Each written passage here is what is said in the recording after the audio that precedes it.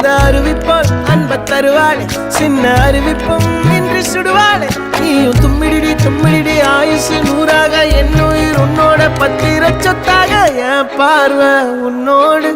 உன் பொம்மை கண்ணோடு